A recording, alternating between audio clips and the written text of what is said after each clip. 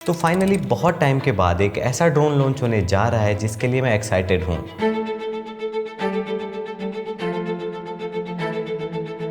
And the reason is simple. Being a travel blogger मुझे हमेशा से एक ऐसा ड्रोन चाहिए था जो लाइट वेट हो और क्वालिटी में मुझे ज़्यादा कॉम्प्रोमाइज़ ना करना पड़े, और ये ड्रोन है DJI Mini 5 Pro। ये ड्रोन काइंड ऑफ एक कॉम्बो है DJI Air 3s का और DJI Mini 4 Pro का। तो आपको ऑलमोस्ट सारे फीचर मिलने वाले हैं DJI Air 3s के, वो भी DJI Mini 4 Pro की कॉम्पैक्ट बॉडी के अंदर। So hello everyone, myself फिरेन, और लोग मुझे रोड साइड ट्रैवलर के नाम से भी जानते हैं। आज के वीडियो में हम लोग बात करेंगे सबसे पहले DJI Mini 5 Pro के फीचर्स की। सेकंड, अगर आपके पास DJI Mini 4 Pro है या DJI Air 3s है तो क्या आपको इस ड्रोन में अपग्रेड करना चाहिए। एंड थर्ड, ये ड्रोन किन लोगों के लिए है। अब अगर अनबॉक्सिंग की बात करें तो आपको बॉक्स में मिल जाएगा drone itself, RC2 controller, extra batteries, extra propeller, और एक नई चीज़ इन्होंने इस बार ऐड ऑन की है वो है एंटी फिल्टर।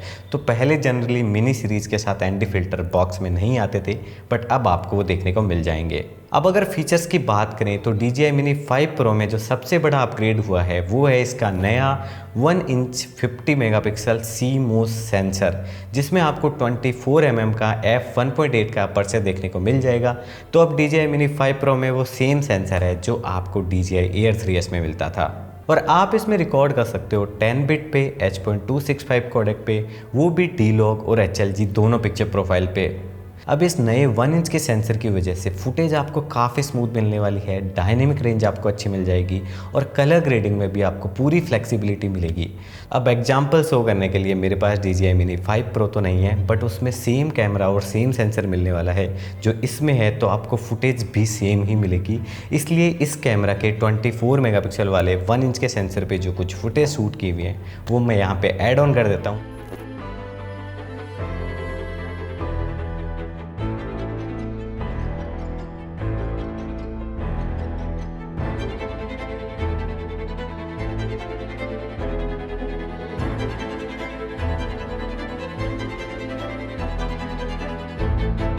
अब अगर फ्रेम रेट की बात करें तो आप HDR पे 4K 60 FPS तक शूट कर सकते हो, और अगर आप स्लो मोशन में शूट करते हो तो आप 4K 100 और 120 FPS तक भी शूट कर सकते हो।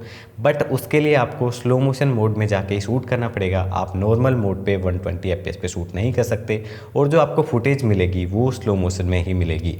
शूटिंग ऑप्शन की बात करें तो हॉरिजॉन्टल के साथ साथ आप ट्रू वर्टिकल भी शूट कर सकते हो, क्योंकि इसका कैमरा रोटेट हो जाता है। तो जो लोग रील वगैरह शूट करते हैं उनके लिए ये फीचर काफ़ी हेल्पफुल होगा, और ये फीचर DJI Air 3s में नहीं था। अब अगर फ्लाइट टाइम की बात करें तो नॉर्मल बैटरी के साथ आपको मिलेगा 36 मिनट का फ्लाइट टाइम, और प्लस वाली बैटरी के साथ मिलेगा आपको 52 मिनट का फ्लाइट टाइम। अब ये फ्लाइट टाइम पेपर वर्क पे है तो आपको 5 से 6 मिनट का डिफरेंस देखने को मिल सकता है, बट स्टिल अगर आप प्लस वाली बैटरी यूज कर रहे हो तो आपको 45 प्लस मिनट का फ्लाइट टाइम इसमें मिल रहा है।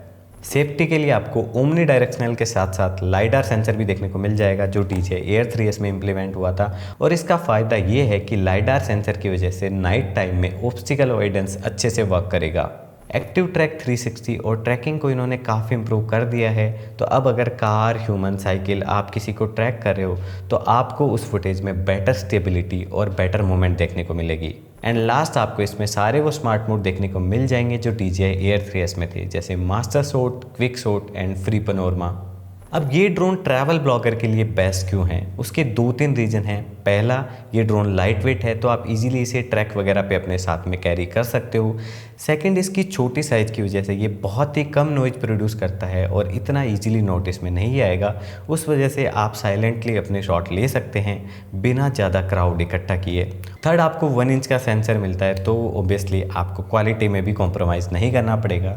एंड लास्ट, आप इस ड्रोन को पावर बैंक से चार्ज कर सकते हो। तो जो लोग ट्रैक वगैरह करते हैं उनके लिए ड्रोन को चार्ज करना बहुत कॉम्प्लिकेटेड हो जाता है, बट इसको आप इजीली पावर बैंक से चार्ज कर सकते हो। अब बात करते हैं कि ये ड्रोन किन लोगों के लिए है, और अगर आपके पास पहले से DJI Air 3s या Mini 4 Pro है तो क्या आपको अपग्रेड करना चाहिए। अब अगर आप ट्रैवलिंग करते हैं या आपको नॉर्मल यूज़ के लिए कोई ड्रोन चाहिए और आप बहुत हार्श कंडीशन में अपने ड्रोन को यूज़ नहीं करते, तो आपके लिए DJI Mini 5 Pro बेस्ट हो सकता है। और अगर आप DJI Mini 4 Pro से इसमें अपग्रेड करना चाहते हैं तो हाँ, आपको काफ़ी डिफरेंस देखने को मिलेगा because of the 1 inch sensor. But तभी अपग्रेड कीजिए जब आपको नीड हो और आपके पास पैसा हो। सेकंड, अगर आप ट्रैवल के साथ साथ प्रोफेशनल शूट करते हो और उसके साथ आप अपने ड्रोन को हार्श कंडीशन में यूज करते हो, जैसे हैवी विंड होगी या हल्की फुल्की बारिश होगी, उसके साथ अगर ये 3x वाला कैमरा आपके लिए सच में यूजफुल है एंड एट द एंड अगर आपको इसके वेट से कोई इश्यू नहीं है तो I guess this is the best drone. इस सिनेरियो में मैंने इसको बहुत हैवी विंड में यूज किया है, इवन मैंने इसको बारिश में भी उड़ाया है और ये ड्रोन बहुत अच्छे से परफॉर्म करता है। The only issue for me इसकी मैं काफ़ी ट्रैकिंग करता रहता हूँ और इसके वेट को कैरी करना इज़ नॉट ईजी, काफ़ी हैवी है। तो मैंने आपको दोनों सिनेरियो बता दिए हैं और आपके सिनेरियो में जो ड्रोन फिट होता है आप उस पर इन्वेस्ट कर सकते हो। अब मेरे पास DJI Mini 5 Pro नहीं आया है, may be in future DJI भेज दे, बट मैंने रिसर्च की और मुझे आइडिया लगा कि दोनों में सेम ही सेंसर है। तो मैंने फुटेज चेक की हुई है, इस कैमरा से शूट की हुई और उसकी फुटेज भी आपको सेम मिलने वाली है। तो जितने भी फीचर्स थे मैंने सारे आपको बता दिए और आई गेस आपका अब ड्रोन खरीदने का थोड़ा सॉर्टेड हो गया होगा कि आपको किस ड्रोन पे इन्वेस्ट करना चाहिए। So that's it for the video. और मैंने ट्रैवल ब्लॉगिंग के पर्सपेक्टिव से बताया कि ये ड्रोन आपके लिए कैसे हेल्पफुल हो सकता है। अब क्या मैं इस ड्रोन में अपग्रेड करूँगा? तो अभी के लिए तो नहीं, मेरे पास DJI Air 3S है और ये अच्छे से काम कर रहा है। हाँ, वेट इसका इश्यू है बट अभी मेरे पास बजट नहीं है कि मैं एक नए ड्रोन पे इन्वेस्ट करूँ।